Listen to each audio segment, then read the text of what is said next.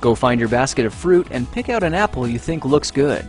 Now, using a sharp cutting knife, carefully cut the apple at a slight diagonal so that it slices right through the center of the apple core.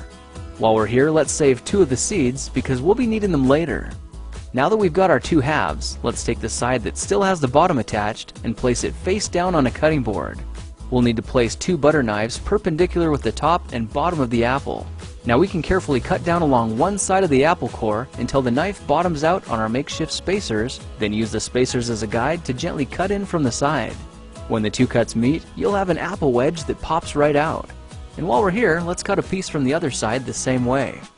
Now our goal with these is to cut out 3 more L-shaped wedges about a 1/4 inch thick. And this time, rather than cutting in sideways toward your fingers, try turning the piece over so you can cut downward and meet the first cut at the bottom. Now with a little wiggle, a new apple wedge should break free.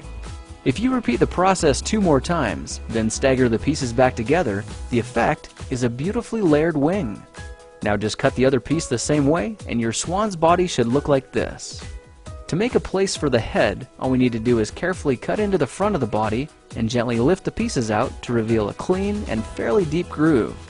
At this point, we can go ahead and grab the other half of the apple and place it between the butter knives like before. But this time, we're just going to use them as spacers to cut an even slice off the bottom. You can see that repeating this process 3 or 4 times gives us a nice variety of shapes and sizes. Now look for a piece that resembles a heart that's been slightly flattened on top. All it takes to form the swan head is 3 strategic cuts with a knife. I made 1 angled cut to form the head, a horizontal cut to form the neck, and 1 slanted cut at the bottom for the base. Now you should be able to see how this is coming together, and to clean it up a bit, just use your knife to round off the sharp edges. All that's left now is to place the apple seeds where you think the eyes should go, then use the side of a butter knife to press them firmly into position. When both eyes look good, simply drop the neck into place, and you're done. You've just created a beautiful and decorative apple swan. I spritzed mine with a bit of lemon juice to help prevent it from turning brown, then put it on display to show off for our dinner guests later that night. If you try using different apples, you'll get a nice contrast of colors, and every bird will look a little bit different.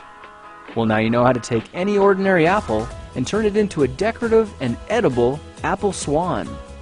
If you like this project, perhaps you'll like some of my others. Check them out at thekingofrandom.com.